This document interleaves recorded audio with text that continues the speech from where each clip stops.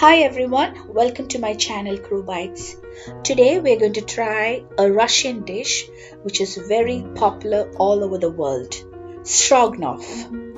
Beef stroganoff is the most popular recipe where sautéed pieces of beef is cooked in a sauce containing sour cream. It has a very unique and irresistible flavor. In this video, we'll be making a chicken stroganoff instead of the usual beef stroganoff, along with the classic butter rice. This is a perfect combination and so delectable.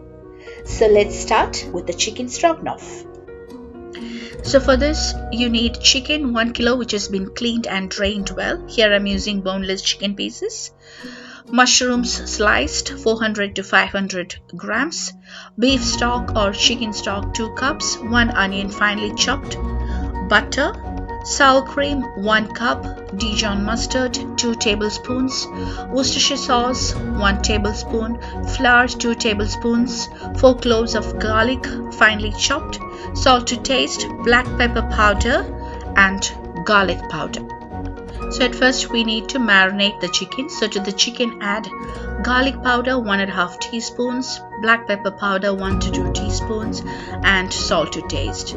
Instead of garlic powder you can always use crushed garlic or garlic paste about ½ teaspoon, and now mix well so that the chicken pieces are well coated with all the ingredients. And now set this aside for 15 minutes. Now take a large pan and add about 3 tablespoons of butter. Keep a medium flame and allow the butter to melt. Once the butter melts, add the chicken pieces to the pan. And now we are going to sear the chicken, that is like browning the chicken in butter. Keep a medium flame and just allow the chicken to brown on both sides. This gives a good texture to the chicken and it really enhances the flavor of the dish. So it might take about 3 to 5 minutes. So just fry the pieces because these are boneless pieces, so they get easily fried as well. So it might get stuck to the bottom of the pan if you're not using a non-stick pan, which is completely fine because we'll be later on using all those brown bits from the chicken in our gravy. See, now the chicken is almost browned. See, as you can see, it's got that dark brown, golden brown color on the outside. So this is what we are looking for, and try not to overcrowd the pan. So here I'm doing it in 2 batches. So first batch is almost fried now. I'm just going to transfer that to a plate, and I've added the remaining half of the chicken. Just fry them the same way we did the first time, just for 5 to 7 minutes. So we have fried the second batch as well. I'm going to transfer this to the plate and keep it aside. Now to the same pan add 1 onion finely chopped and a tablespoon of butter as well, and saute the onions for 2 to 3 minutes in a medium flame so that the onions are cooked well. Now to this I'm going to add about 4 cloves of garlic finely chopped. Saute well along with the onions. Also adding sliced mushrooms about 400 grams. And saute the mushrooms along with the rest of the ingredients until they are cooked well. See, now the mushrooms are cooked well. And now to this we are going to add 2 tablespoons of all-purpose flour, which is plain flour. You can substitute it with corn flour, and then we're going to mix it along with the mushrooms and just Fry it for 1 minute. Flour is being added to thicken the sauce, so you can use either corn flour or plain flour. Also, now I'm adding about 2 tablespoons of Dijon mustard. This gives a good flavor to the dish, but if you do not have Dijon mustard, please check the description box. I've given what to substitute for Dijon mustard. Also, I've added 1 tablespoon of Worcestershire sauce along with 2 cups of the stock. Here I've used chicken stock.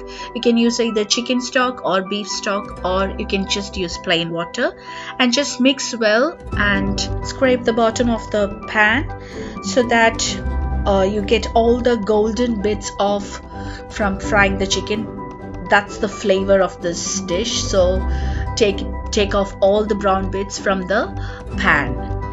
And now mix well and cook for 2 to 4 minutes so that the sauce starts to thicken. And now to this I'm going to add the fried chicken. Mix well so that the chicken is well blended with rest of the ingredients and in the sauce. And now check the seasoning and add salt if needed and give a good mix. Now we are going to cover this and cook for 2 to 3 minutes in a very low flame so that all the ingredients are well blended. See, that's all we need. So we have reached the final stage of our chicken stroganoff. Now we're going to add 1 cup of sour cream to the pan. Adding sour cream is very important in this dish. It gives a good flavor to the sauce and richness as well. So also remember to keep the flame to the lowest when you add sour cream, and just mix just until the sour cream is mixed well with the chicken and the sauce. Also adding in half teaspoon of black pepper powder and switch off the flame. So our chicken stroganoff is ready to serve now. It's very tasty. So just remove the pan from heat, and I'm going to garnish it with some freshly chopped parsley leaves and also adding a teaspoon of butter. This is optional. If you do not have parsley leaves, you can omit it, but it gives a good, the authentic flavor to the dish. Now just transfer this to a serving plate and enjoy your delicious chicken stroganoff. It's very tasty and it's very simple to make. Even though you might feel that there are a lot of ingredients, but all those ingredients are easily available. You can prepare beef stroganoff the same way. So just add your favorite meat and enjoy this tasty dish.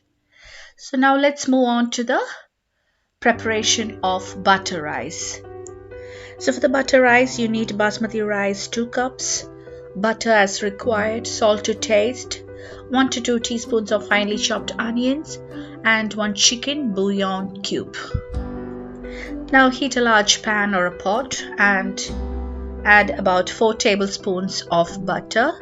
Since this is butter rice, you definitely cannot skip the butter. And I'm adding about 2 teaspoons of finely chopped onions.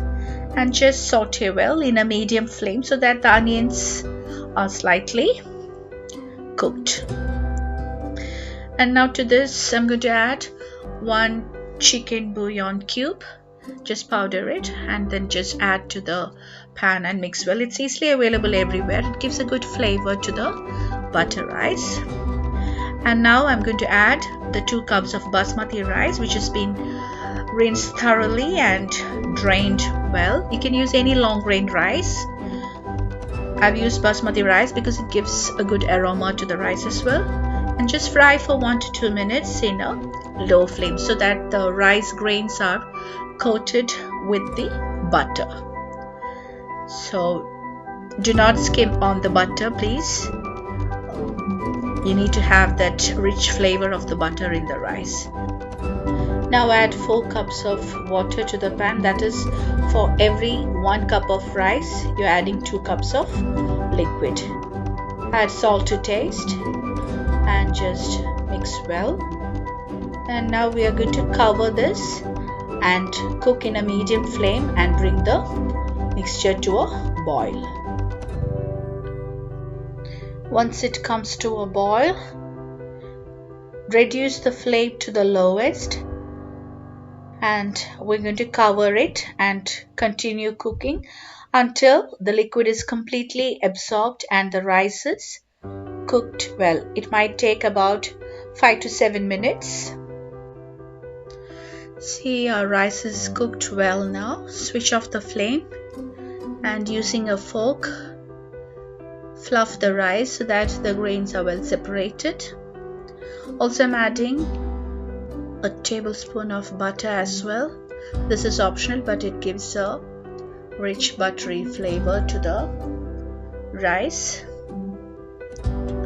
See, in butter rice, please do not skimp on the butter. You need to have that rich flavor of butter in the rice.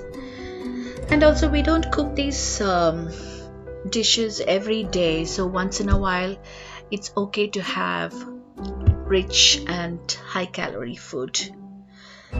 Just work out a bit more. I'm just transferring this rice to a serving plate.